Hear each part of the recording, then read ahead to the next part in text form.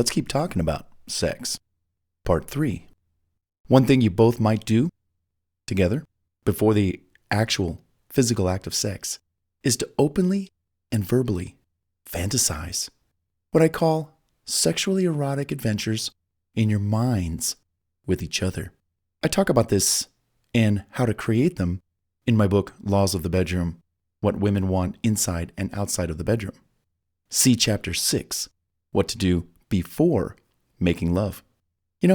It's about storytelling, romantic and erotic adventures, until you both become more comfortable with each other in ways where your bodies don't even touch. A good thing in the beginning, early on in the dating cycle. And yet you learn so much about each other, your likes, your dislikes, in bed, things you've tried before or would like to try but never have, etc. This newly gained knowledge and information makes your first time together in bed so much more fabulous and relaxing because you've already been inside each other's head, imagining sex with him or her would be like.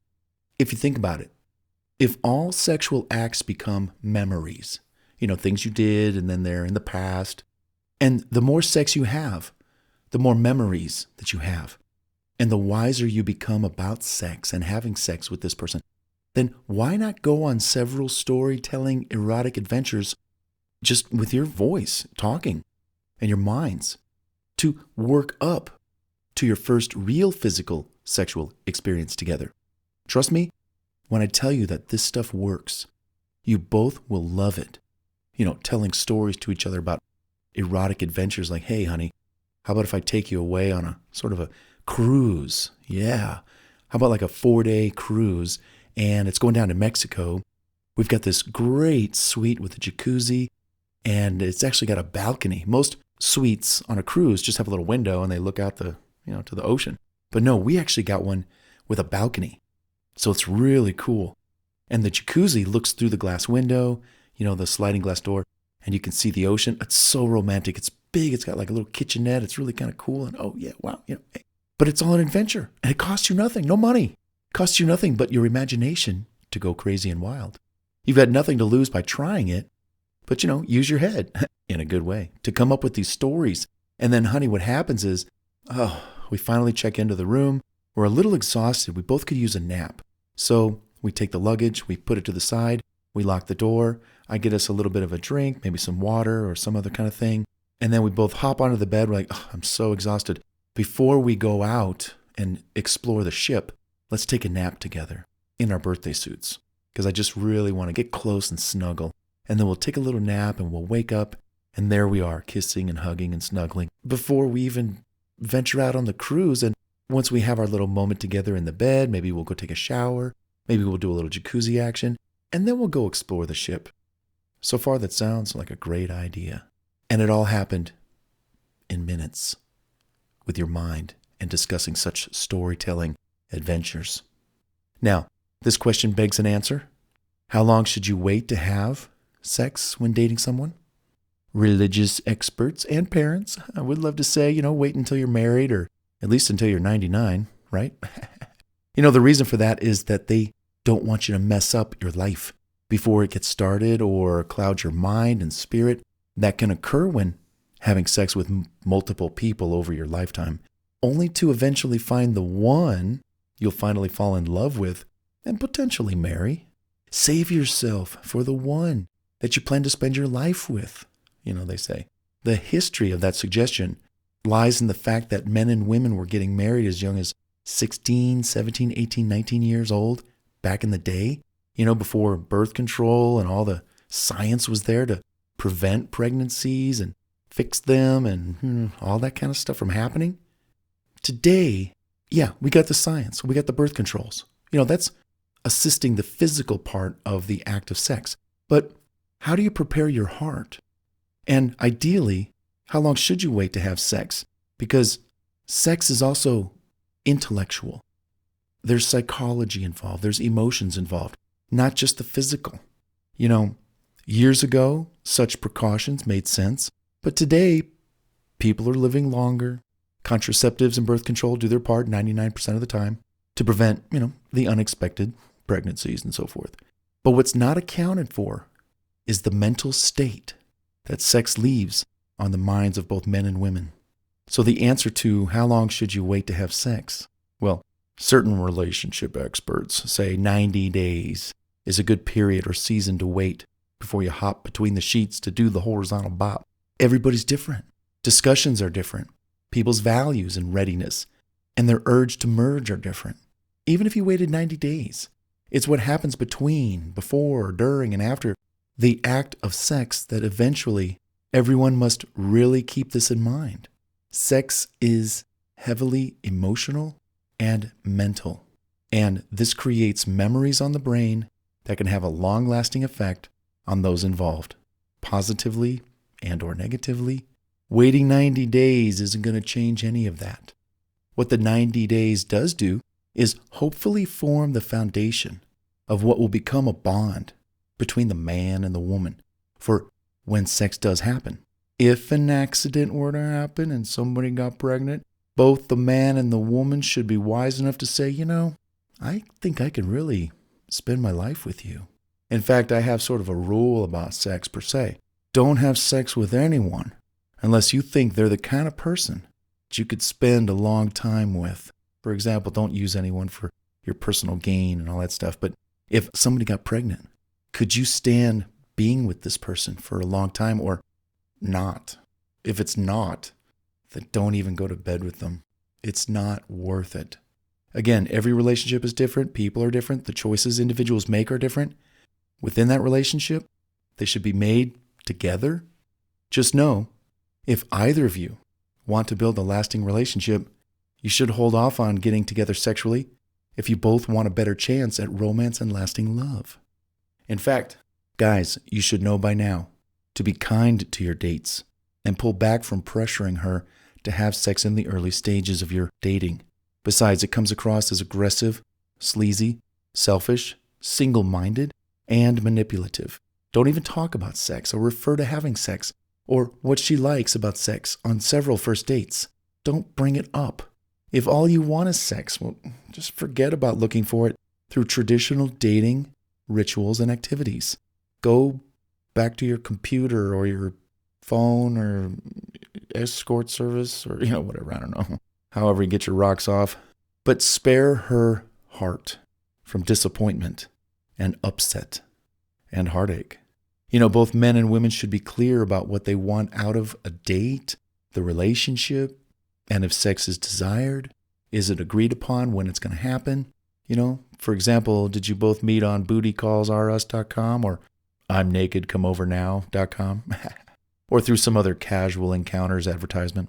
Otherwise, it should be safe to assume that you and your date are looking for a potential relationship and not just a fast roll in the hay. Wham, bam, thank you, ma'am. See ya. It's true. The greater the anticipation for when you both eventually do have sex, the greater the fulfillment and the experience is for the two of you. Why not? You both took your time. You shared numerous erotic adventures together. You shared your likes and dislikes and pleasing one another verbally before you ever got physical, only for the time to come when you both consummate your commitment to each other in the first act of physical bonding, becoming one together in your first sexual act. And I'll tell you this, how good will your first sexual experience be together? Of course, that depends on experience, communication, taking things slow, trial and error, and loving to work on those errors together, and patience or time in the saddle, in bed. The more you do it with one person, the better lover you become. And I say this, it isn't about the quantity or the body count, how many people you sleep with. It's how many times you sleep with one person. That's what makes you a great lover, because you find out that other person's quirks, likes, dislikes, their fantasies, what gets them truly off to the T. Dot that I, cross that T. You got it down. Nailed it. Every time. Yeah. No one can read minds. So having talked it out previously, now you're going into the first experience with What would you like me to do to you, honey? Can I suggest something that we do together? We talked about it already. Here, move this way. There you go.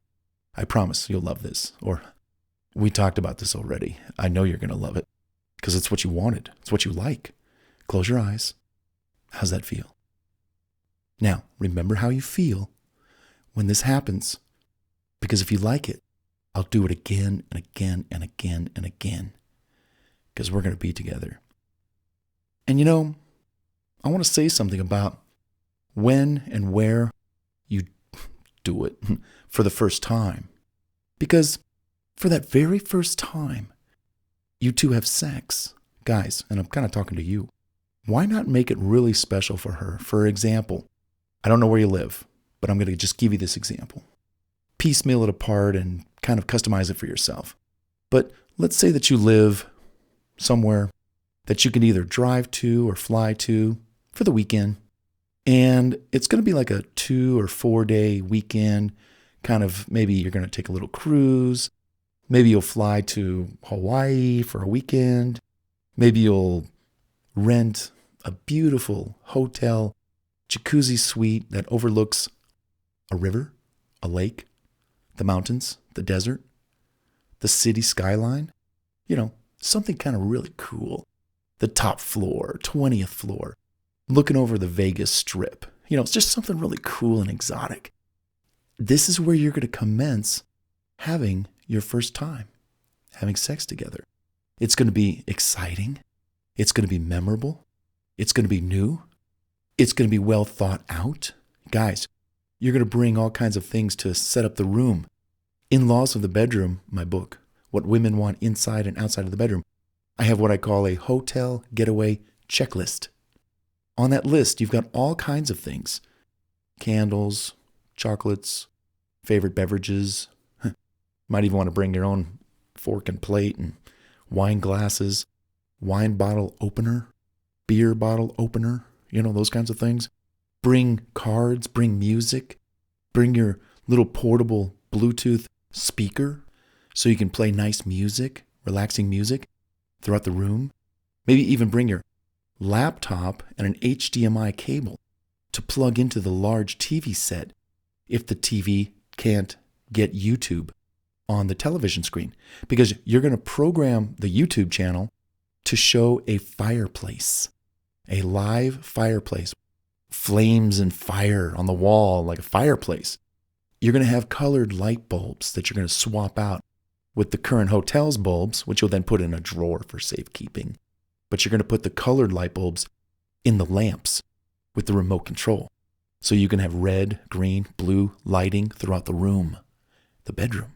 Then you got the jacuzzi bath kind of things that go with rub-a-dub-dub in the hot tub, like the body soaps, the bubble bath solution. Guys, I'm telling you, when you soup up and set up this hotel room, I'm going to tell you something. It takes an hour, plus or minus, to shop for all the supplies. That's on my checklist. It takes 20 minutes or less to set things up in the room.